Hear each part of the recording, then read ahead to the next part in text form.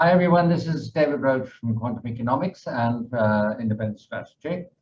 And this, by the way, is Bianca, who wants to talk to you about dogonomics and what's happening in global supply chains. And she's the smallest of our 8 rescue dogs. I won't tell you the sad story of her life, but she's 13 years old and very happy, except for one thing, and that is that her favorite treats, which come from the United States, they're spoiled. These dogs, if they're not anything, they're not available anymore. And even if you can find a package, they're 5 times the price they used to be. Now, how is all this happening? What is happening to supply chains for manufactured products globally?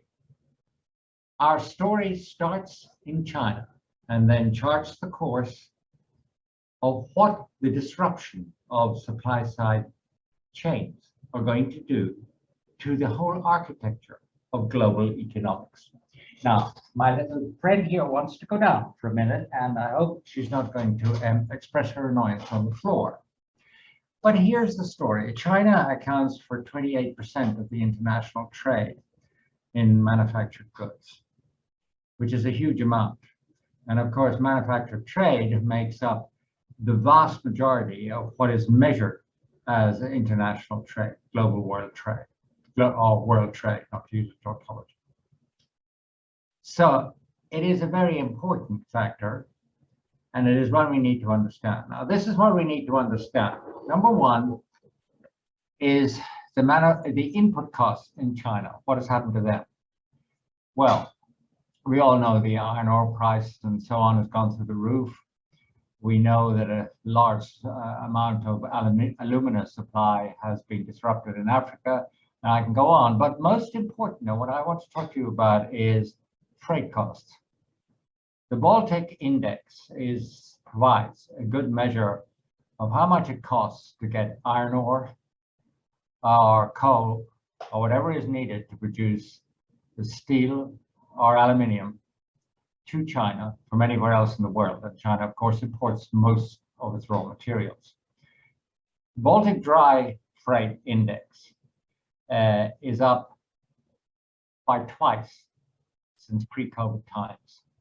So the first thing we have to say is that that cost of freight is adding to the input costs at the back end of the supply chain within China itself, so that its steel, even its electricity, if it's dependent on coal, and so on, will cost more to produce than if the freight costs alone had stayed where they were as an average pre-pandemic. Now we want to look at something else. What about getting Chinese goods to the US or to Europe? Well, they're moved either in containers, big or small, normally 40-foot containers on mega container vessels, which have got bigger and bigger, or they go by air freight. Now, if you take the cost of a container and shipping it to the west coast of the United States, the average long-run cost pre-COVID was about $4,000. The cost last week was $12,424, rising at over 7% a month. If you take the same cost of shipping to the EU, say Genoa or Rotterdam, then the long-run average cost was $2,000 per container, per 40-foot container. And last week it was $14,294. Again, you can see how dramatically costs have risen. The air freight figures are approximately the same, between 3 and 5 times more per kilogram than they were before the pandemic, and still rising. It's not like it went down in the pandemic and now we're seeing them increase just because we have basically moved out of the pandemic. It's not that at all. They have simply risen because the containers are in the wrong place, so the aircraft aren't flying or whatever. But the point is the supply chain is severely disrupted. Now, one of the measures of this is actually to look at the number of ships waiting to enter port. And in China, the average number of ships at the moment waiting outside ports, and we're talking about ships which are the size of two football fields, end to end, full of containers, up to nearly the top of the bridge. The reality is that these ships, there are now 41 ships waiting outside Chinese ports. About 3 months ago, the figure was 60, so it has come down slightly, but it is still indicates a waiting time of between 3 and 5 days. That is totally abnormal. Similarly, if you look at the west coast of the United States or at Europe, the waiting time to enter port is between 8 and 12 days in the United States and 6 to 8 days in Europe. Now, what that tells you is that these ships waiting in line, they become very vulnerable to knock-on effects as to their next port of call, where they get bunkering fuel, and maintenance, which is time-based. So the basic truth which I'm telling you is that the costs of moving freight around the world, and I'm just focusing on that, I'm not focusing on the other bits and pieces of the supply side. The cost of moving freight around the world has increased dramatically to such an extent that shipping low value added goods like Bangladeshi textiles or Vietnamese basic products or Indonesian furniture have become totally uncompetitive. So that essentially these things are dropping off the end of the supply chain altogether. But if you take everything together, you may say, well, why does it really matter that freight costs are rising? Well, it matters for several reasons, but the most important short-term reasons are, number one, these costs either have to come off the profits of some of the companies in the supply chain, or they have to go on the price of the end product, which is called inflation. Now, if you consider that 57% of all the cell phones, mobile phones, depending on what your use of language is, consumed in the world, bought in the world every year, are assembled or totally made in China by producers like Foxtron and then shipped to their final destination, US consumers or European consumers, you can see very plainly that the disruption of supply side is doing two things. Number one is it is cutting supply. In other words, things don't reach the markets in a timely fashion. So there's a hole. And that hole, of course, is filled by people bidding up prices to get what they want. That's what plugs the supply and demand gap when supply chains are disrupted. And then there is the fact that the costs either have to come off Apple's profits or somebody else's profits, Foxtron's profits or whatever, or it has to go on the price of the phone, and that means inflation. Okay, now they're the short-term runs and conclusions, which I think are underestimated by markets because people believe that this is purely temporary. I don't think it's temporary because let's look at the reality. The reality is that if this was just a COVID disruption, which now the pandemic is waning somewhat, it will go away. Consider the fact that China has less than 100,000 COVID cases. And Ireland, my country, has 350,000. That's the total number of COVID cases during the pandemic.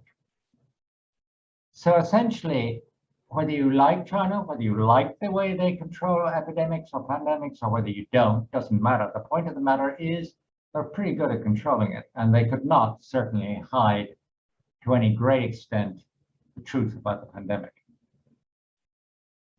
So what this tells you is the grain of sand, which gets into the works of a mega economic machine and disrupts it. Now, COVID, if you lost somebody in COVID, is not a grain of sand. But what I'm saying is, in relation to the $16 trillion Chinese economy, 26 trillion if you want to state it at purchasing power parity, the ongoing effect of COVID upon supply chains is quite small. What we are looking at a disruption of supply chain, which is due to other factors, changes in the nature of shipping companies, changing in the nature of how we produce things, change in the nature of demand. But the longer duration of the disruption of manufacturing supply chains is clearly a major factor going forward in corporate planning. Now, what do I think this will do? Well, I think there are probably about 8 effects, and they're all significant. And I'll state them so that you can make up your own mind, but at least give them a minute's thought. The longer term effect of manufacturing supply chain disruption is going to be more onshoring and more automation in developed countries. It will lead to a faster pace of deglobalization because companies will put the security of supply above the cheapness of supply. It will create rising inequality because the onshoring of jobs will be automated and robots will take over. They will not employ lots of low or medium skilled workers. So the people who were low or medium skilled, who in general lost their jobs during the pandemic, will not get them back in developed countries because production is onshored. The second way it will increase inequality is that global trade will be a much smaller factor in growth. We can see that already in China, where common prosperity is actually at one level, a story of making domestic demand the growth engine, making services the growth engine, and exports play a much lesser role. But it goes for all emerging markets that thrive on global trade. Global trade is going to be a much smaller factor. What that means is the sustainable growth rate of emerging markets drops. And therefore, the inequality between emerging markets and developed countries will actually rise. Now, what will democratic governments do all about this? Well, I'll tell you exactly what I think they'll do about it. They will seek to offset rising inequalities by payment of things like social wages, which may be ethically justifiable, but economically it means you're paying people not to produce, and unaffordable fiscal programs, which are already visible in a lot of places. Both of these are together will encourage a lower productivity, therefore ultimately lower growth. In fact, I would say many developed economies, once the dust has settled, which means the post-COVID recovery has settled, will themselves settle down to a trend growth rate, which is almost X growth. In addition, because we have low productivity, high budget deficits, high sovereign debt burdens, governments will need to create inflation, and central banks will help them because central banks know that if they do not go on financing governments, then the cost of capital will rise horribly and the whole debt mountain will come tumbling down. Now, not only the public debt mountain, but also there are a lot of extreme debt mountains out there, including China itself. I think that inequality, which is going to be the most lasting inheritance from COVID, will breed extremism. And economic failure will follow in specific countries, but numerous. We have to put that together with my thesis that war is becoming affordable because it is becoming automated. And it doesn't present citizenry with the spectacle of their own soldiers dying on beaches or massacres, because most of the fighting, at least of anybody who can afford it, which is becoming, as I say, a greater number of states and things like criminal gangs, that does not actually kill a lot of soldiers. They sit behind screens, and who dies is the attacked entity, which has not been able to afford such sophistication. And we've seen examples of that already in the recent flare-up between Armenia and Azerbaijan. The war was actually won by Turkish drones being flown on behalf of Armenia. And that's going to become the norm, but it will also become the norm between drug cartel A, drug cartel B, or drug cartel A and some kind of country that is trying to stop it doing its trade in international drugs with its people. Now, finally, and I think it's a very important point, we come to climate change. As the world retreats into relative isolationism, the economic free rider advantage of being non-compliant with greenhouse gas reductions agreed on an international scale, the free rider option becomes more and more attractive. So if China is not cooperating with the United States on questions relating to defense, on geopolitical issues about Taiwan, and I can add a long, long list in the Sino-American Cold War, which is, I can't say it's heating up because that would mean it would be getting better. It's actually getting worse for the world economy. But the temptation for China to say, well, screw you, I'm not going to cooperate with you on climate change. I'm not going to hit my targets of zero emissions by the year X, which it won't meet in my view anyway. I'm just going to continue to grow at 6-7% due to domestic demand. I am going to, as I am currently doing, build enough coal-fired power stations equivalent to the entire capacity of coal-fired electricity power generators in Germany per year. I'm going to go on doing that because if I do that, then I'm going to keep my citizenry. They may not be healthy, but they will be relatively materially happy, and the world can go to hell in a handcart. I think that is very likely. The free rider concept on climate change is likely to become an increasingly attractive option for two sorts of countries. One is countries like China, which are massive emitters of greenhouse gases, and which could have a free ride on everybody else trying to, and succeeding to an extent, reducing greenhouse gases. But then they wouldn't have to. They can have the growth instead and just let other people do something about their greenhouse gases. The other sort of country which will get away, in my view, with blue murder, and I'm not sure that finally when the world system collapses under some catastrophe caused by global heating, whether it will be blue murder or some other horrible technicolor. But that's places like Australia, because Australia has now, just this week, signed a very significant defense deal to acquire nuclear submarines, not nuclear armed submarines, nuclear powered submarines from the US and UK, in order to extend the isolation of China. There is no doubt that this is about containing China and defending Taiwan.